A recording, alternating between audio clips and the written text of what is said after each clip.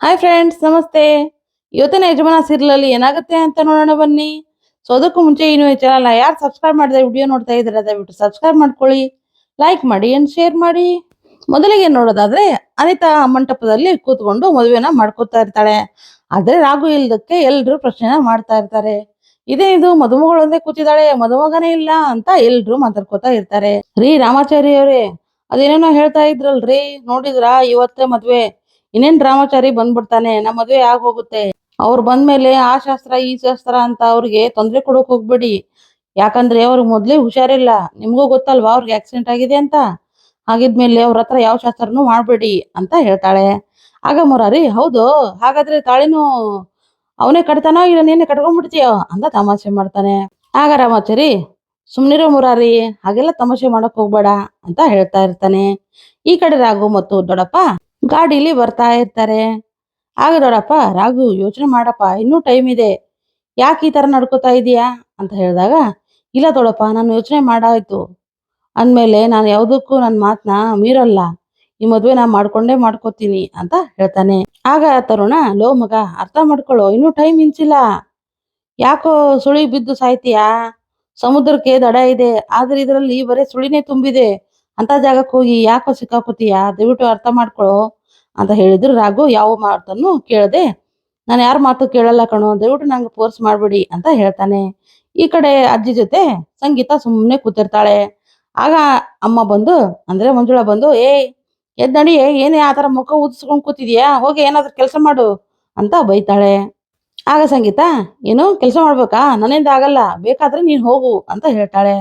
ಆಗ ಅಜ್ಜಿ, ಅಲ್ಲೇ ಮಂಜುಳಾ, ನಿನಗೆ ಇಷ್ಟಪಟ್ಟು ಮದುವೆ ಮಾಡ್ಕೋತಾ ಇದೀಯಾ, ನೀನು ನೋಡ್ಬೇಕು, ನಮ್ನ ಯಾಕೆ ಫೋರ್ಸ್ ಮಾಡ್ತೀಯಾ, ನಮ್ಗೆ ಇಷ್ಟ ಇಲ್ಲ ನೋಡು, ನಾವ್ ಹೀಗೆ ಕೊಡ್ತೀವಿ, ಏನ್ ಮಾಡ್ಕೋತೀಯಾ, ಅಂದ್ರೆ ಅಡ್ಡಾಡಿ ಕೆಲಸ ಮಾಡಿ ತಿಂದಿದ್ದನ್ನ ಅರ್ಗಿಸ್ಕೊಂಡು ಇನ್ನೊಂದ್ಸಾರಿ ಊಟ ಮಾಡ್ಬೇಕು ಅಂತ ಹೇಳ್ತೀಯಾ, ಹೋಗಿ ನೀನೆ ತಿನ್ನು ಹೋಗು ಅಂತ ಬೈತಾಳೆ. ಈ ಕಡೆ ರಾಮಾಚಾರಿಗೆ ಚಾರು ಕಾಲ್ನ ಮಾಡ್ತಾಳೆ. ಆಗ ರಾಮಾಚಾರಿ ಸೈಲೆಂಟ್ ಆಗಿ ಫೋನ್ ರಿಸೀವ್ ಮಾಡಿ, ಹೇಳಿ ಚಾರು ಮೇಡಮ್ ಅಂತ ಹೇಳ್ತಾನೆ. ಆ ಕಡೆಯಿಂದ ಚಾರು, ಏನಾಯ್ತು, ರಾಘು ಹುಷಾರಾಗಿದ್ದಾನಂತ, ಮದುವೆ ನಡೆಯುತ್ತಂತ ಅಂತ ಕೇಳ್ತಾ ಇರ್ತಾಳೆ.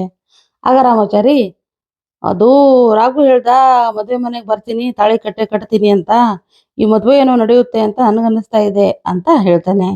ಆಗ ಚಾರು, ಹೌದಾ, ಮದುವೆ ನಡೆಯುತ್ತಾ, ಇನ್ನೇನ್ ಮಾಡುದು ರಾಮಾಚಾರಿ ಅಂತ ಹೇಳಿದಾಗ, ರಾಮಾಚಾರಿ, ಈ ಪರಿಸ್ಥಿತಿಯಲ್ಲಿ ನಾನು ಏನು ಹೇಳಕ್ ಆಗಲ್ಲ ಮೇಡಮ್, ಯಾಕಂದ್ರೆ ಮದುವೆ ಖಂಡಿತ ನಡೆಯುತ್ತೆ ಅಂತ ನನಗನ್ನಿಸ್ತಾ ಇದೆ ಅಂತ ಹೇಳಿ ಫೋನ್ನ ಕಟ್ ಮಾಡ್ತಾನೆ. ಈ ಕಡೆ ಮದುವೆ ಮನೆಯಲ್ಲಿ ಅನಿತಾ ಎಲ್ರ ಕಡೆಗೂ ಹೇಳಿ ಹೇಳಿ ಕೆಲಸನ ಮಾಡಿಸ್ತಾ ಇರ್ತಾಳೆ. ಅಣ್ಣ, ಅದನ್ ಮಾಡು ಇದನ್ ಮಾಡು ಅಂತ ಹೇಳಿ ಮಾಡಿಸ್ತಾ ಇರ್ತಾನೆ.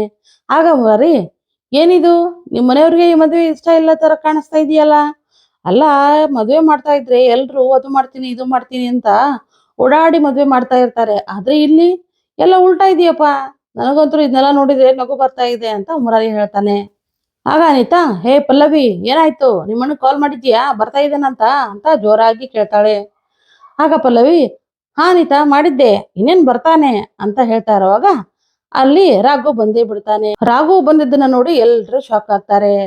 ಯಾಕಂದ್ರೆ ರಾಘು ಬಂದಿದ್ದು ವೀಲ್ ಚೇರ್ ಕೂತಿದ್ದನ್ನ ನೋಡಿ ಎಲ್ರು ಶಾಕ್ ಆಗಿ, ಇದೇನಿದು, ಸಣ್ಣ ಪುಟ್ಟ ಆಕ್ಸಿಡೆಂಟ್ ಅನ್ಕೊಂಡ್ರೆ ದೊಡ್ಡ ಆಕ್ಸಿಡೆಂಟೇ ಆಗಿದೆ, ಅಯ್ಯೋ ಕಾಲಿದೆಯೋ ಇಲ್ಲೋ ಅಂತ ಎಲ್ರು ಯೋಚನೆ ಮಾಡ್ತಾ ಮಾತಾಡ್ಕೋತಾ ಇರ್ತಾರೆ. ಈ ಕಡೆ ತಾತ ಜಾನ್ಸಿಗೆ ಕಾಲ್ ಮಾಡಿರ್ತಾನೆ. ಜಾನ್ಸಿ ಕಾಲ್ನ ರಿಸೀವ್ ಮಾಡ್ತಾಳೆ. ಹೇಳಿ ತಾತ ಅಂತ ಹೇಳಿದಾಗ, ಅಲ್ಲಮ್ಮ, ಎಲ್ಲಿದೀಯ ನೀನು, ರಾತ್ರಿ ಬರ್ಲಿಲ್ಲಲ್ಲ, ಅದಕ್ಕೆ ಕಾಲ್ ಮಾಡ್ದೆ ಅಂತ ಹೇಳಿದಾಗ, ಅದು ರಾಮಾಚಾರಿ ಅವ್ರ ಮನೆ ಹತ್ರ ಇದ್ದೆ, ಏನೋ ನನಗೆ ಅವ್ರ ಮನೆಗೆ ಬಂದ್ರೆ ಸಮಾಧಾನ, ಅದಕ್ಕೆ ಇಲ್ಲಿಗೆ ಬಂದೆ ತಾತ, ಆ ಮಗು ಜೊತೆ ಆಡ್ತಾ ಇದ್ರೆ ನನಗೆ ಟೈಮ್ ಪಾಸ್ ಆಗೋದೇ ಗೊತ್ತಾಗಲ್ಲ ಅಂತ ಜಾನ್ಸಿ ಹೇಳ್ತಾಳೆ. ಅದನ್ನ ಕೇಳಿ ತಾತ, ಹೌದೇನಮ್ಮ, ನನಗೆ ಇವಾಗ ಸಮಾಧಾನ ಆಯ್ತು, ನನ್ಗೆ ಯಾಕೋ ತುಂಬಾನೇ ಭಯ ಆಗ್ಬಿಟ್ಟಿತ್ತು ಅಂತ ಹೇಳ್ತಾನೆ. ಆಗ ಜಾನ್ಸಿ, ಯಾಕೆ ತಾತ, ಏನಾಯ್ತು ಅಂತ ಹೇಳಿದಾಗ, ಇಲ್ಲಮ್ಮ, ನಾನು ಇವತ್ತು ರಾಘು ಮದುವೆ ಅಲ್ಲ, ನೀನು ಎಲ್ಲೆಲ್ಲಿಗೆ ಹೋಗಿದೀವೋ ಅಂತ ತುಂಬಾನೇ ಭಯ ಪಟ್ಕೊಂಡ್ಬಿಟ್ಟಿದ್ದೆ ಅಂತ ಹೇಳ್ತಾನೆ.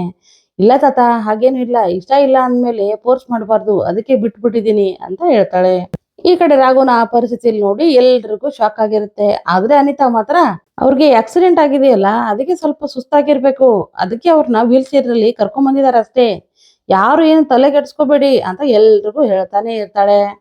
ಆಗ ಮಂಜುಳಾ ಬಂದು, ಏನಪ್ಪ ರಾಘು, ಏನಿನ್ ಪರಿಸ್ಥಿತಿ, ಯಾಕಪ್ಪ ಈ ತರ ಆಗಿದ್ಯಾ, ಏನಾಯ್ತು ನಿನಗೆ ಅಂತ ಕೇಳ್ತಾ ಇರ್ತಾಳೆ.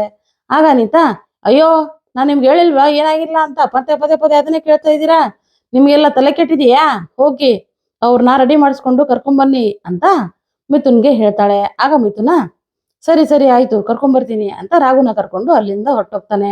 ರಾಘುನ ಎಲ್ಲ ರೆಡಿ ಮಾಡಿಸಿ ಮಂಟಪಕ್ಕೆ ಕರ್ಕೊಂಬರ್ತಾರೆ. ಆಗ ಎಲ್ರು ರಾಮಾಚಾರಿನೇ ನೋಡ್ತಾ ಇರ್ತಾರೆ. ಯಾಕಂದ್ರೆ ರಾಮಾಚಾರಿ ಇನ್ನು ವೀಲ್ ಮಿಚ್ಚರ್ ಮೇಲೇನೆ ಇರ್ತಾನೆ.